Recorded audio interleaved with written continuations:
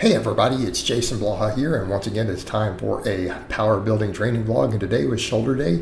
Today I decided to go with the seated press. I've been messing a little bit with the standing press, and I feel like when I do this I just get better carryover. I feel my shoulders more, and I just feel like it's going to give me better carryover to my incline bench. So I went ahead and did seated, and kind of in typical power building fashion I built up to kind of a heavy single. Yes, I know that looked a little sloppy, but I want to start working on doing singles a little bit. I need to get good at getting tight at them because I kind of like to get really strong on this lift because I know it will carry over to the other stuff like my incline. So I did that, and then I dropped down to 135. Managed to squeeze out 3 sets of 6. These were to failure, of course, because I get to the bottom of the 6 rep and I just couldn't get it out of the bottom each time. It gets down there, it just sticks. So I want to point out, though, when it comes to the failure with stuff like that, again, people will say, but you're not grinding and straining. It's like, that's not failure, right? If you're trying to cheat, that's not necessary to reach failure. Failure just means while using good form, you can't do another rep. It just sticks. So if you're grinding and cheating, that's just called trying to do a cheat rep. Not the same thing. So on these, you'll notice I also pause, and I come down kind of as low as I can in that hand position. So if you guys notice the pause at the bottom, that actually is my range of motion, unless I were to take this further back into an incline. But when I'm in an actual overhead press with very, very little angle there, that's my range of motion. So again, I'm coming to a full stop at the bottom, getting the stretch. And again, trying to get as many reps as I can on this. So again, I want to get real strong at this for the carryover to things like my incline, which is something that's very important, I feel like, for me, just for overall physique purposes. So I only do one front delt exercise there. Everything else is then side and rear delts. Obviously, at this point, my shoulders do get the most volume probably of anything. Although arguably maybe arms are right up there too. And the reason is because I only do 6 types of chest presses every week, not counting training maxes, right? I do 6 sets for lats if we don't count any of the deadlifting. But then for shoulders, we're coming in and we're doing a lot more. So quads, I only do 6 direct sets, hamstring 6 to 7. So shoulders, I'm coming in and I work every single angle, right? So here we're doing upright rows.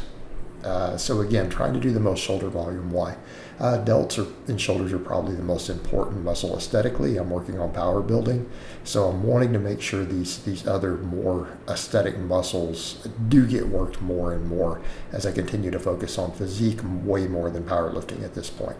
So again, that means all 3 heads of the delt do need to get worked, but I do 6 sets of direct work for the side delts here.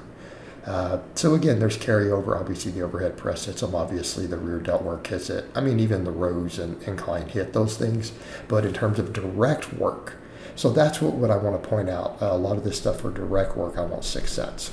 I'm not counting the spillover, so that's why when I say 6 sets can work, that's what we mean. All right, so in this case, it really is a fair amount of delt volume when you start adding up the pushing and pulling and everything. But we do 12 total sets for delts this day, split up over it. Obviously 3 of them are front delt dominant, 6 side delt, and then 3 rear delt. So I like to do the upright rows there, and then I do plate lateral raises next. And these are all done to failure. Again, failure meaning momentary muscle failure, to where you go to do one more rep and it just doesn't move. Right? That's muscle failure. So we did around 8 reps, although I didn't quite get it on the 3rd set. So it went 6 for the seated, 8 for the upright rows. These were all 12 or 13. I hit at least 12 on all of them, and then they failed in 13, 14, something like that.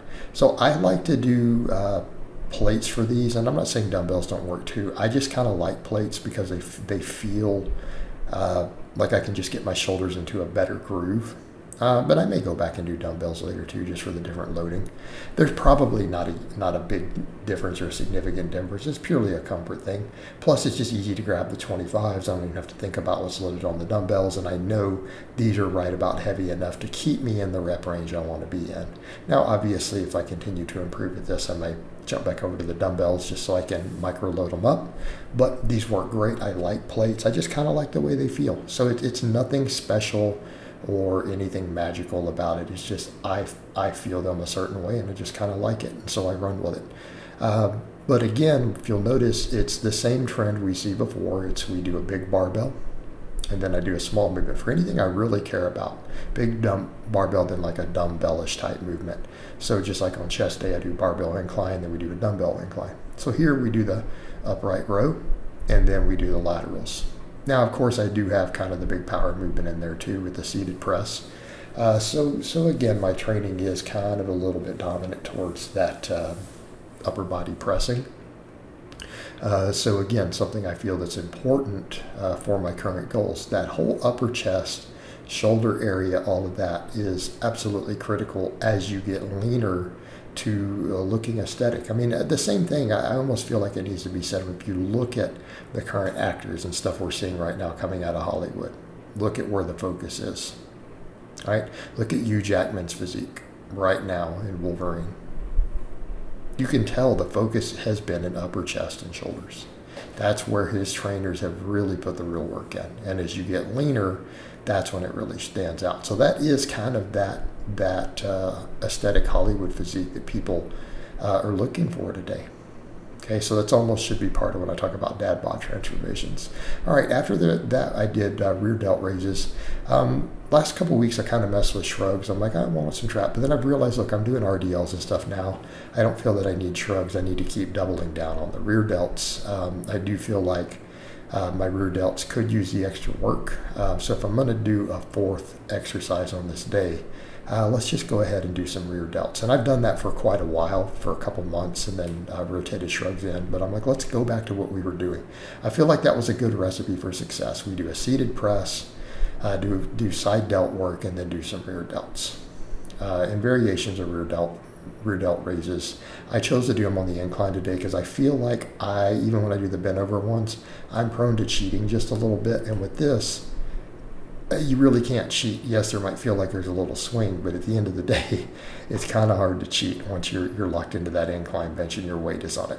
So again, forces the rear delts, rhomboids, everything to work.